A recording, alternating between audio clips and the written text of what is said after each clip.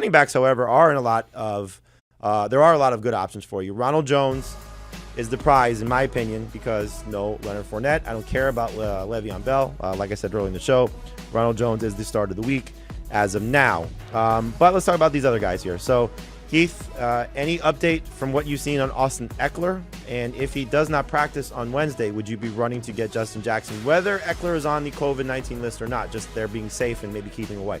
Yeah, I think that's entirely what it is, because I don't know that we're going to get another update, but if he's not there at practice on Wednesday, then Justin Jackson, depending on what happens with Joe Mixon at practice on Wednesday, might be the second best add. It's a good situation. He is the best pass-catching back on the roster when Ekeler's not there, and he's averaged about 5 yards per carry over his career, so he's not bad as a runner either. Yeah, coming off a game, 13 carries for 86 yards against the Chiefs in a game where Ekeler was dealing with some ankle concerns.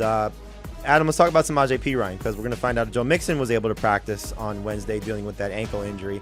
If he's out, do you have any interest in Perine as a starting fantasy running back against a very good Baltimore run defense? It would really depend on his role in the passing game, because I don't think he's going to have a good game as a rusher. Dalvin Cook is basically the only guy who's really ran all that well against Baltimore this year. This is a terrific run defense, arguably the best in football, I'd say, after the Saints. Then you can have a conversation about it. So I don't see him, considering that Mixon's been really struggling carrying the ball. I don't see Perine having a big game as a rusher. And his involvement in the passing game, I don't know. I mean, this is not a team that throws to the running backs on a consistent basis. I would say he is a low-end starter, not someone I'm that excited about this week. All right, so again, we'll find out. He does have 2 games this season with at least 12 total touches. One of them was the first matchup against Baltimore. 14 PPR points in both of those games where his touches were up. So that's something that you can at least bank on, that when he's getting the work, he's been successful. Obviously, though, a very small sample size. Heath, we're going to find out again another practice situation with the 49ers. Elijah Mitchell, if he's out.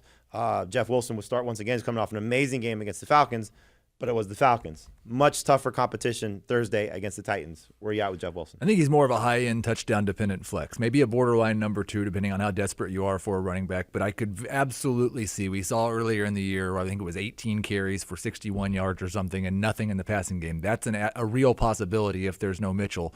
But Wilson does seem like right now, other than Ronald Jones, probably the second most likely guy to have a role. So that means that he should definitely be a priority. All right, so we'll find out again if Mitchell is out, but Deebo Samuel's still there. And again, very tough matchup against the Titans. They are number 1 in fewest fantasy points allowed to opposing running backs. Let's go